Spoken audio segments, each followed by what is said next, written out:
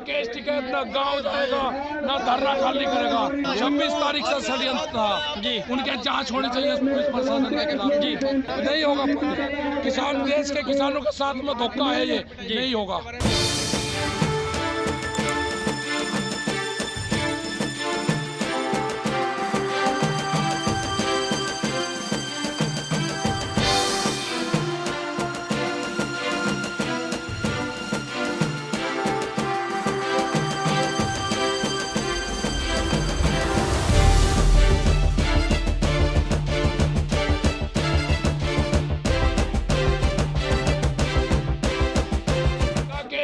न गांव जाएगा न धरना खाली करेगा, न धरना स्थल खाली होगा। सरकार से बात होगी, कानून पे बात होगी। टिकैत जी आप भावुक हो गए, ऐसा क्यों? आप भावुक करता नहीं, मेरे किसानों को मारने की कोशिश जी। यहाँ पे किसानों के ऊपर लाठी चलाओगे, एक सरदार बिरादरी को बर्बाद करोगे, उनके खिलाफ जब तक कार्रवाई नहीं होगी नहीं जाएगी। लेकिन ऐसे क्या वजह कि प्रशासन एक तरफ बातचीत कर रहा है, दूसरी तरफ बीजेपी के लोग आ रहे हैं, बीजेपी के विधायक आ रहे हैं। गलत चीज है, आज षड्यंत्र रच गया। 26 तारीख से षड्यंत्र था जी, उनके जांच होनी चाहिए पुलिस प्रशासन के खिलाफ जी। दिल्ली पुलिस की भी साजिश है, ये नहीं होगा। सबका जांच होगा, देश की जांच होगी। भाई साहब 62 दिन आप लोगों की मेहनत एकदम पानी कर दी गई। नहीं होगा, किसान देश के किसानों के साथ में धोखा है, ये नहीं होगा। धरने चलेंगे, यही चलेंगे धरने, यहाँ से ही बातचीत होगी। प्रशासन ने क्या धोखा के 5 लोग हम गिरफ्तारी कर लेते हैं, और लोग यहाँ से चले जाओ। बीजेपी के लोग नीचे आ रहे हैं, लट्ठी नीचे कर ले। सर लगभग कितनी गाड़ियाँ आ रखी है? जिस तरीके से आप बता रहे हैं 25-30 गाड़ी बीजेपी के लोग लेकर आ रहे हैं, उसका विधायक लेकर आ रहा है। मतलब किसानों को मारने का काम करा जा रहा है। ये प्रशासन दोहरा चरित्र अपना कुछ नहीं साफ है। अब आप यहीं रहूंगा, और जब तक गांव में ट्रैक्टर से पानी नहीं आओगा, पानी नहीं पीऊंगा। गांव से ट्रैक्टर से पानी जब तक नहीं आओगा, ट्रैक्टर में किसान पानी लेकर नहीं आएंगे। प्रशासन ने पानी बिजली सब बंद कर दी, मुझे किसानों से पानी चाहिए। 26 जनवरी में मैंने झंडे मांगे तो उन्हें झंडे दिए, मुझे पानी चाहिए अब।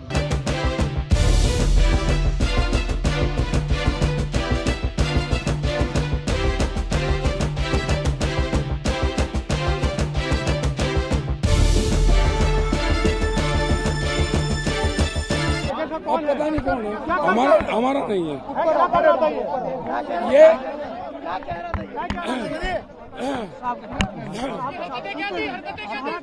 ये डंडा ले रहा था, ठीक है, और डंडा लेके ये कुछ ना कुछ हरकत करता। हमारे संगठन का नहीं है, हमारे संगठन का नहीं।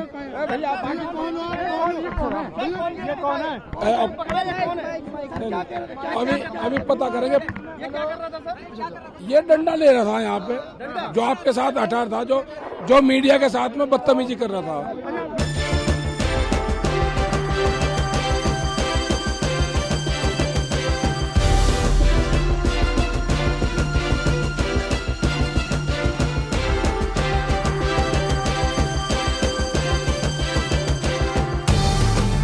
आंदोलन कुछ दिशाहीन हो गया।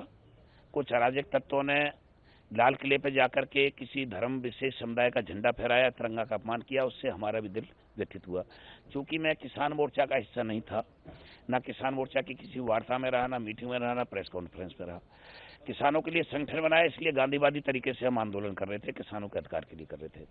आंदोलन भटकने से हमें भी ऐसा लगा कि जो सरकार आज तक बात माननी जा रही थी, जो प्रावधान देने जा रही थी, शायद आंदोलन भटक गया। किसान नेताओं पर FIR हुई है, तो शायद वो भी चीज़ किसानों के हाथ से खिसकती जा रही है। तो हमने काफ़ी देर हमसे वार्ता की, एक एक बिंदु को हमसे सुना और हमें आश्वस्त किया। तोमर जी से हम ये बात करने आए थे कि जो भी हमारे किसानों के हित में कानून जो बनाना चाहते हैं आप, हित में बनाओ। जो ये 3 कानून किसान विरोधी बताए जा रहे हैं, उसमें किसानों से बार बार बातचीत करके, ना कि जो उपद्रव हुआ है उस दिन 26 जनवरी के लिए, वो कभी किसान वो नहीं चाहता कि उपद्रव हो। कोई ना कोई असामाजिक तत्व उसमें जो घुसे हैं, उनकी हम घोर निंदा करते हैं। क्योंकि हमारे देश का अपमान हुआ है उस झंडे को टांग कर। धार्मिक झंडा किसी को नहीं टांगने का अधिकार है। नमस्कार, सुबह की हेडलाइंस में स्वागत है आपका। वो खबरें जो आपको सुबह ही देख लेनी चाहिए। किसान आंदोलन गाजीपुर पर तेज कैसे हुआ? किसान नेता राकेश टिकैत को रोना क्यों आया? कौन सी मस्जिद पर नमाज पढ़ने को ओवैसी ने हराम बता दिया? बिल्ली ने बच्चे की आंखों की रोशनी कैसे खो दी? और पत्रकार के हत्यारे की रिहाई का बदला अमेरिका खुद लेगा। गाजीपुर बॉर्डर पर बड़ी तादाद में किसान फिर जुट रहे हैं। हरियाणा और पश्चिमी यूपी के अलग अलग हिस्सों से रात में ही किसानों ने गाजीपुर बॉर्डर की तरफ कूच कर दिया। वहीं यूपी गेट पर पुलिस और किसानों के बीच रस्साकशी का दौर खूब चला। हालांकि रात करीब 1 बजे पुलिस बल को बैरंग लौटना पड़ा। फिलहाल बॉर्डर से सभी पीएसी जवानों को क्यों हटाया गया, इसकी जानकारी अभी तक सामने नहीं आ पाई है।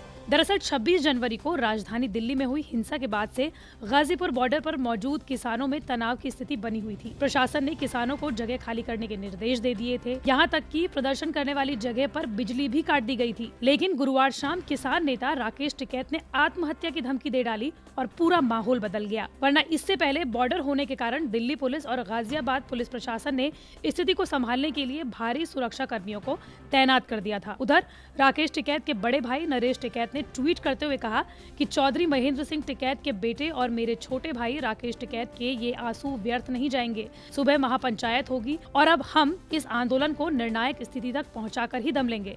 टिकैत के समर्थन में राहुल गांधी, अजीत सिंह, प्रियंका गांधी सरीके बड़े नेताओं ने कई ट्वीट्स किए। बताया जा रहा है कि आज पूरे दिन के माहौल को देखा जाएगा, उसके बाद ही योगी सरकार कोई कदम आगे बढ़ाएगी।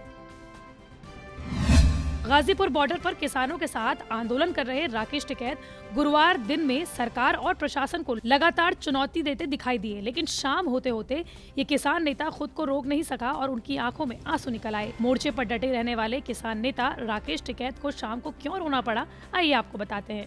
दरअसल उनके रोने की वजह ये मानी जा रही है कि 26 जनवरी को ट्रैक्टर रैली के दौरान दिल्ली में हुई हिंसा के बाद किसानों का मनोबल टूट गया और आंदोलन कमजोर हुआ। यहाँ तक कि गाजीपुर में भी धीरे धीरे किसान अपने घरों को लौटने लगे थे। गाजीपुर बॉर्डर से भारतीय किसान यूनियन यानी कि बीकेयू के प्रवक्ता राकेश टिकैत ही 26 जनवरी को ट्रैक्टर रैली की अगुवाई कर रहे थे और ये भी कहा जा रहा है कि वो जबरन लाल किले तक पहुंच गए थे। कई किसान संगठन हिंसा के बाद आंदोलन का साथ छोड़ गए।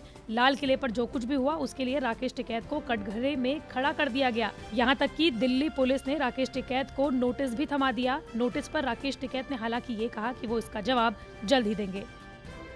पूरे देश के किसानों को बर्बाद क्या बात देश के किसानों को बर्बाद करना चाहते हैं? नहीं होगा। ये देश का किसान, ये 5 लाख ट्रैक्टर भी मेरी जिम्मेदारी है। इस किसान की मेरी जिम्मेदारी है। इस किसान को बर्बाद नहीं होने दूंगा देश के। आज अचानक क्या हुआ? आज अचानक क्या हुआ? वापसी होगा। आज अचानक क्या हुआ? पूरा घटनाक्रम बताइए। बीजेपी पार्टी लगी सारी किसानों को बर्बाद करने लगी, नहीं छोड़ने का। ये बिल भी वापसी होंगे, बिल भी वापसी होंगे। अगर बिल वापसी नहीं हुए, अगर कानून वापसी नहीं होंगे तो राकेश टिकैत आत्महत्या करेगा। साजिश खुल गई। बिल्लियों के साथ खेलना 8 साल की बच्ची को महंगा पड़ गया, जिसकी वजह से बच्ची को टॉक्सोपैराकेनिस नाम की बीमारी हो गई। इसकी दाहिनी आंख की रोशनी चली गई। डॉक्टरों ने दावा किया है कि देश में बीमारी का ये तीसरा केस है और इस केस स्टडी को अमेरिकन जर्नल में भेज दिया गया है। बताया जा रहा है कि ये बीमारी बिल्लियों के मल से होती है, जिसकी वजह से बच्ची की एक आंख का पर्दा उखड़ गया। बच्ची का इलाज एम्स में चल रहा है और लंबे इलाज के बाद अब धीरे धीरे उसकी आंखों की रोशनी वापस लौट रही है। दरअसल इस परिवार ने एक साथ 3 देसी बिल्लियां पाली थी और उनकी बच्ची 2-3 साल की उम्र से ही बिल्लियों के साथ खेलने लगी थी। लेकिन पिछले साल यानी कि 2020 जून में बच्ची सोकर उठी तो उसकी एक आंख में धुंधलापन आ गया। फिर कुछ दिनों बाद आंख लाल होने लगी। डॉक्टर्स को लगा कि एक साधारण इन्फेक्शन है और दवा दे दी, लेकिन इसके बावजूद कोई असर नहीं हुआ और धीरे धीरे बच्ची अपनी आंखों की रोशनी खोती गई। उसके बाद एम्स में इसकी जांच कराई गई, जिसके बाद पता चला कि बिल्लियों की वजह से इस बच्ची को बिल्लियों से होने वाली ये बीमारी आ गई। AIMIM के चीफ और सांसद असदुद्दीन ओवैसी ने अयोध्या में बनने वाली मस्जिद को लेकर एक बड़ा बयान दे दिया। ओवैसी ने ये कहा कि अगर कोई अयोध्या में 5 एकड़ जमीन पर बन रही मस्जिद में नमाज पढ़ता है तो वो हराम मानी जाएगी। ऐसी मस्जिद में नमाज पढ़ना और चंदा देना दोनों हराम है। बकौल ओवैसी, अयोध्या के धन्नीपुर में बनने वाली मस्जिद इस्लाम के सिद्धांतों के खिलाफ है। ओवैसी के इस बयान पर मस्जिद ट्रस्ट के सचिव ने अपनी नाराजगी जाहिर करते हुए इस बयान को राजनीतिक एजेंडे से जुड़ा हुआ बताया। दरअसल असदुद्दीन ओवैसी 26 जनवरी को कर्नाटक के बीदर में सेव कॉन्स्टिट्यूशन सेव इंडिया कार्यक्रम को संबोधित कर रहे थे और इस दौरान उन्होंने मन से कहा कि जो बाबरी मस्जिद के बदले 5 एकड़ जमीन पर मस्जिद बनवा रहे हैं, हकीकत में वो मस्जिद नहीं बल्कि मस्जिद ज़िरार है। ऐसी मस्जिद में नमाज पढ़ना हराम है। पत्रकार डेनियल पॉल के हत्यारे उमर शेख की रिहाई के पाकिस्तानी सुप्रीम कोर्ट के आदेश पर अमेरिका ने तीखी प्रक्रिया दी है। विदेश मंत्री एंटनी ब्लिंकेन ने पाकिस्तान से दो टूक कहा है कि वो शेख की रिहाई रोके वरना अमेरिका खुद उसे सजा देगा। पॉल के हत्यारे की रिहाई के आदेश की आलोचना करते हुए अमेरिकी विदेश मंत्री ने कहा कि वॉशिंगटन एक अमेरिकी नागरिक के खिलाफ खौफनाक गुनाहों के लिए उमर शेख के खिलाफ अपने यहाँ मुकदमा चलाने को तैयार है। विदेश मंत्रालय की ओर से जारी बयान में कहा गया कि हम उम्मीद करते हैं कि न्याय सुनिश्चित करने के लिए पाकिस्तान सरकार अपने कानूनी विकल्पों की गंभीरता से समीक्षा करेगी। हमने अटॉर्नी जनरल के उस बयान को गौर किया है जिसमें उन्होंने फैसले को वापस लेने के लिए समीक्षा याचिका की इच्छा जताई है।